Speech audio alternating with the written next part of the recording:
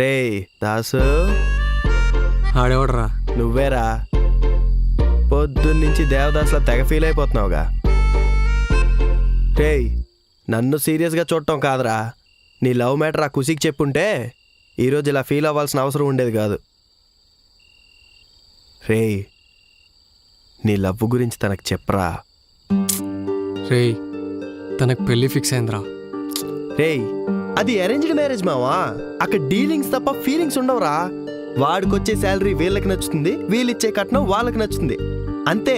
అక్కడ ఎకనామిక్స్ తప్ప ఎమోషన్స్ ఉండవు.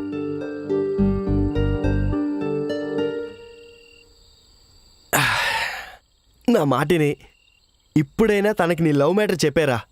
రేయ్, తను షాపింగ్కి వెళ్తే ఏ డ్రెస్ బాగుంటుందో నన్నే అడుగుతుంది. వీకెండ్ వస్తే ఏ మూవీకి వెళ్ళాలో నన్నే అడుగుతుంది.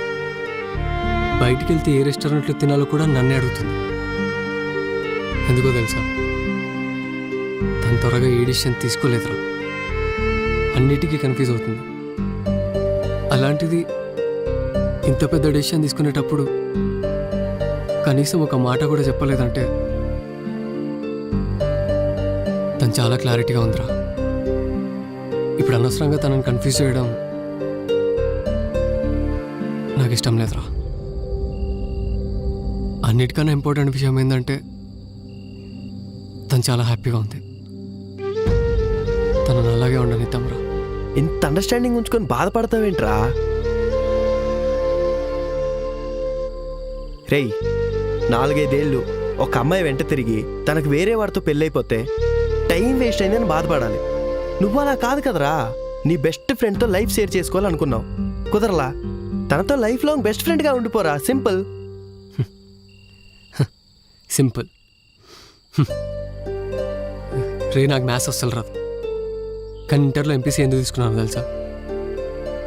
ఖుషి కోసం. బీటెక్లో సివిల్ తీసుకుందాం అనుకున్నా, కానీ మన కాలేజ్లో సిఎస్సి సీట్ అవైలబుల్ ఉంది. వేరే కాలేజీలో సివిల్లో జాయిన్ అవ్వచ్చు, కానీ మన కాలేజ్లో సిఎస్సిఏ తీసుకున్నా. ఎందుకో తెలుసా? ఖుషి కోసం. క్యాంపస్ ప్లేస్మెంట్లో జాబ్ ఆఫర్ వచ్చింది, 10 lakhs per annum ఢిల్లీలో. కానీ నేను హైదరాబాద్ బేస్డ్ కంపెనీలో 6 lakhs per annumకి జాబ్ లెటర్ యాక్సెప్ట్ చేశాను. ఎందుకో తెలుసా? ఖుషి కోసం. నా లైఫ్ అంతా తన చుట్టే డిజైన్ చేసుకున్నాను రా. ఇప్పుడు ఆ లైఫ్లో తనే లేదంటే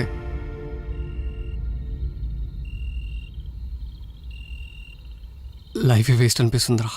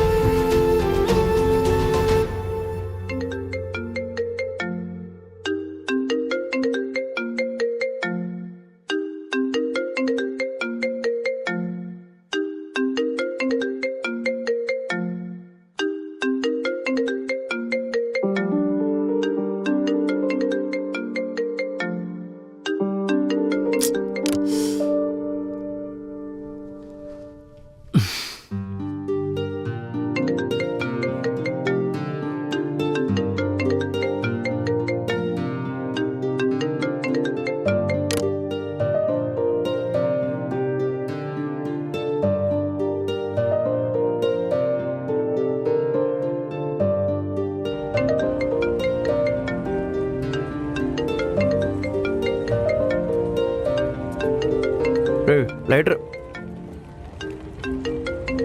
రేయ్, ఫోన్ లిఫ్ట్ చేయరా.